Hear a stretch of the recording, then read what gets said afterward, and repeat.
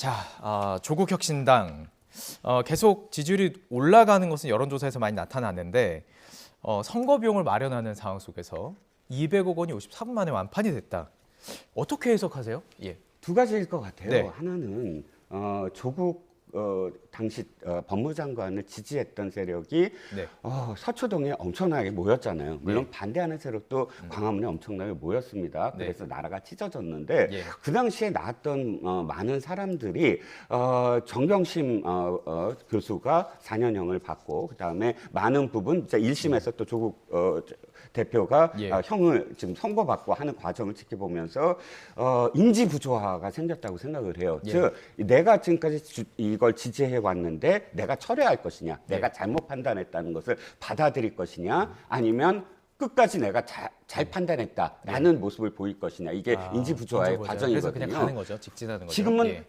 예를 들어서 당을 만들지 않았다고 한다면 네. 좀 더 쉽게 판단을 했을 거예요. 예. 그러니까 이거 내가 한때 잘못 생각했구나. 네. 그런데 당을 만들었잖아요. 예. 그러니까 뭔가 내가 이걸 끝까지 내 생각이 옳았다는 걸 증명할 수 있는 도구가 생긴 거예요. 예. 그러니까 그래, 난 이걸로 한번 증명해 볼 거야. 예. 나의 판단은 옳았다고 한번 해보자. 예. 라고 한다면 거기에 엄청난 지지를 내릴 수가 있죠. 그 예. 인원이 그대로 갈 수가 그게 있다고 이제 생각하고요. 아예 금액까지. 예, 예. 두 번째는 이 조국 혁신당의 참 타이밍, 정치는 타이밍의 예술이에요. 타이밍이 기가 막혔어요. 네. 지금 민주당의 리더십이 그때 부재했거든요. 예. 이재명 리더십이 왜냐하면 공천 학살, 네. 공평하지 않았다는 건 이미 다 모든 뭐 보수 진보 언론 다 통틀어서 전부 다 지적했던 문제고 그 여파로 상당히 지지율에 또 영향을 미쳤고 예. 그 와중에서 조국 혁신당이 딱 등장하자 예. 대안이 돼버렸어요. 예. 그대로 민주당을 지지하고 싶은데 예. 지금 이게 민주당으로서는 민주당의 지지의 어떤 모습이 아니야. 그런데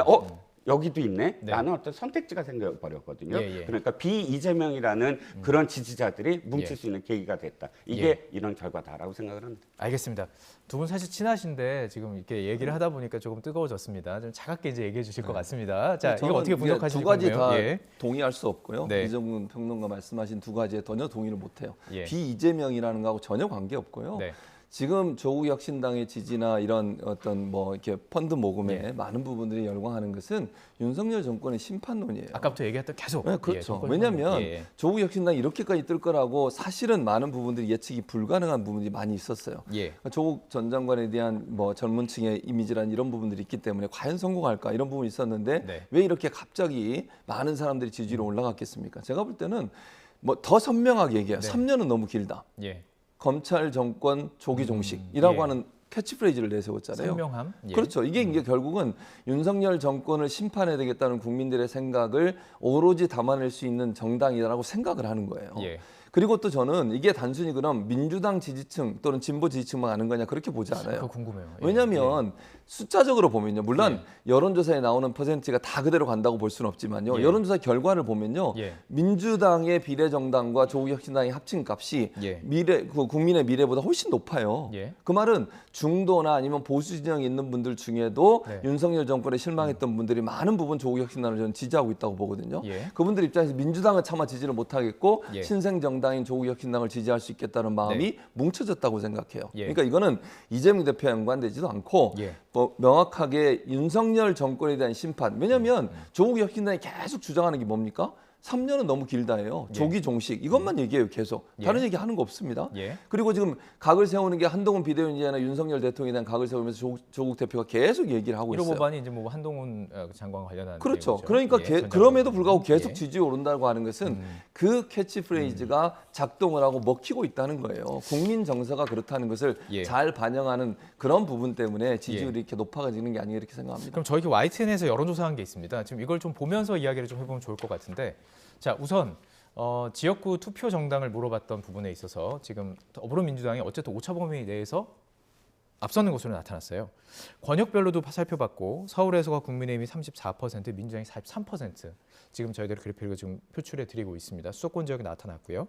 또 비례선거 투표 이제 이 부분을 좀 집중해서 봐야 될 텐데 국민의 미래가 28%, 더불어민주연합이 20%였고요. 이제 저희가 이제 조국혁신당에 대해서 3주 전에 조사를 했는데 10%포인트가 올라서 25%포인트로 나타났어요. 이게 3주 만에 오차범위를 벗어난 결과를 나온 거는 사실 좀 여론조사 측면에서도 좀 유의미하다고 분석하는 거 아닌가요? 이거 지금 최진봉 교수님께서는 이게 결국에는 좀 중도표가 왔을 거라고 좀 분석을 하는 거예요. 이건 좀 해석이 또 다르더라고요. 어떻게 해석하시나요? 글쎄요, 우리가 중도라고 얘기하는 건, 네. 그러니까 부동이라고 얘기하는 건 이거예요. 뒤늦은 결정자들, 그러니까 네. 결정을 좀 늦게 하는 사람들이 이제 부동표라고 할 수 있고, 중도는 사실 좀 더 이념 철학적인 부분이 많아요. 네. 보수와 예. 진보처럼 네. 중도라는 이념 지향이 있고, 네. 그러면 지금의 상황에서 예. 부동층들이 줄어들고 있다라는 건 맞는 것 같아요. 예. 그러니까 부동층들이 줄어들고 보통은 D-14, 2주 예. 전에 예. 어느 정도는 결정을 하거든요. 원래 찍을 사람들이었다 이렇게 보시는군요. 그렇죠. 예, 예. 그러니까 원래 이제 반영될 수 있는 원래 어떤 진보 가능성이 쪽이었다. 있다. 그리고 그게 이제 어느 정도는 조국 혁신당으로 가고 네. 있는데 다시 한 번은 재조정될 거다. 예. 왜냐하면 예. 만약 저렇게 된다고 한다면 민주당이 하고 싶은 걸 못 해요. 네. 왜냐하면 예. 처음부터 비례라는 부분에서 어느 사람을 어떻게 했을 때 어떤 그림을 그리겠다라는 전략이 필요하거든요. 예. 당연히 그래서 그 어려운 과정들을 예. 다 겪어가면서 준연동형을 받아들이고 시민단체 받아들이고 다른 정당하고 손잡고 왜 그렇게 힘들게 하겠습니까? 예. 그 숫자 20명이라는 숫자를 어떻게 확보해서 어떻게 하겠다라고 생각했는데 네. 그것이 만약 무너지게 된다고 한다면 예. 조국 혁신당과 뭐 같은 곳을 바라본다고 하더라도 예. 합당 안 되거든요. 예. 절대로 합당할 수 없는 상황이고 예. 예. 그러다 보면 자기 나름대로 뭐 손도 잡긴 하겠지만 뭐 어쨌든 네. 과정에서 진짜 하고 싶은 거를 못할 가능성도 있다. 그러면 그렇기 때문에. 이제부터는 진짜 민주당도 경쟁을 해야 되거든요. 예. 4년 전처럼 그럼 달라질 열린민주당과 것이다. 더불어시민당이 경쟁을 벌였던 것처럼요. 예. 그럴까요? 중간에 조정이 될까요? 지금 어쨌든 간에 가는 과정 속에서 조금 있으면 이제 뭐 제외적 투표, 뭐 사전 투표 계속 시작이 되는 얼마 안 남은 시기인데 끝까지 어떻게 전망하세요? 그러니까 보통 이제 15일 남았잖아요. 네. 보통은 전망하는데 한 달 전에 민심이 그대로 총선에 반영되는 경우들이 많아요. 물론 중간에 정말 사회적으로 큰 이슈가 되는 어떤 뭐 내용이나 발언이 나오지 않는 이상 크게 예. 변하지 않아요. 한번 정해진 마음은. 그러니까 오늘 뭐 예를 들면 아까도 말씀드렸지만 한동훈 비대위원장이 무슨 발표를 하고 국회의사당 번호를 옮기고 뭐 이렇게 얘기한다고 해서 네.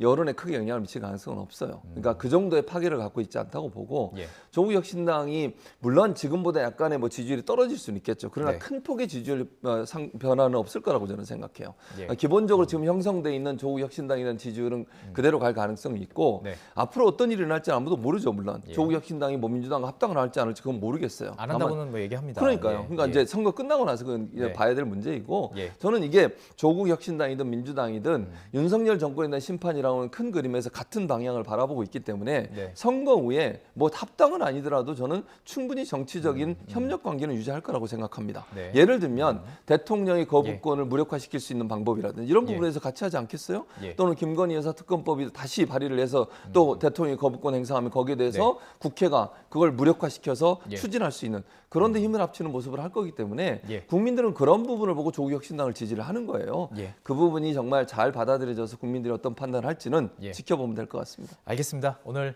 뜨겁게 토론하셨고 나가셔서 또 차갑게 두 분께서 또 차 한잔 하실 것을 믿습니다. 네, 오늘 말씀 여기까지 듣겠습니다. 이종건 시사평론가 또 최진봉 성공회대 교수와 이야기 나눠봤습니다. 고맙습니다.